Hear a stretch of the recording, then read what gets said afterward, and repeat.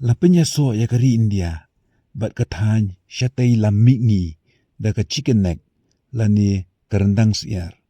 Kumta ka India ka pikir bah, ba urendang siar, tukut.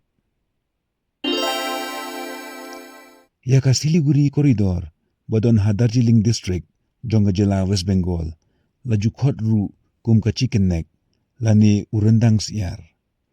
La khot chicken neck, namar kadai ka jaka ka barit, bat ka bakhim bah, ka bajrong tang kumba 3 kilometer, bat ka yar tang kumba 4 kilometer, bat ka stadium thik ya urendang siar. Dai ka Siliguri koridor, ka bapinyaso ya ka India, bat baro katany syatay laming i, bat kalong kum ka jingking ka ba connect ya ka India, bat kijela katany syatay laming i. Dai tang na kani ka koridor, bagi kali bat kirel, ki penunkam bandrung lani banmi na katany north east, kalong kum ka entry point. Na mata ka khayi ka pateng ru, la penunkam tang lengba kani ka koridor. Ka jingtemu jo ka India bazdang ya ka khayi pateng bat kiri ka Southeast Asia ru, ka day lengba kani ka koridor. Kumta kani ka koridor, kalong ka bakongsan hadu kata-kata, balada don bakurup ya ka, kan penyaklat ya ka India ba katany syatay lammi ngi.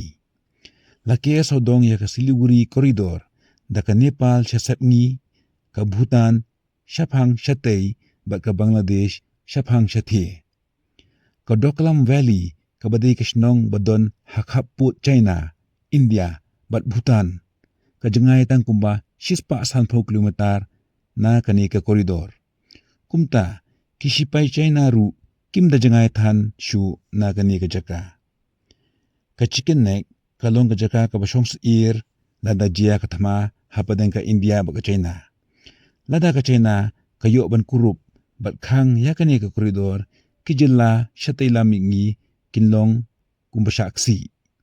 Ka sorgar India, ka persyang banyada bah ya kani ka thany, daga batay ki surok, ki jingking, ki lentirel, bat kiway ki infrastructure.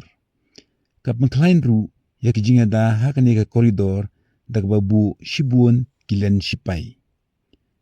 Kadaw kalong, ba namar, da jia basya pedukut urendang siar, kijela katany syatay laming ngiru, kinsya disconnect sendon na kadauba India. Lada pisutnat kumi kini video, skumbawan subscribe ya ka channel. Kublai shibun.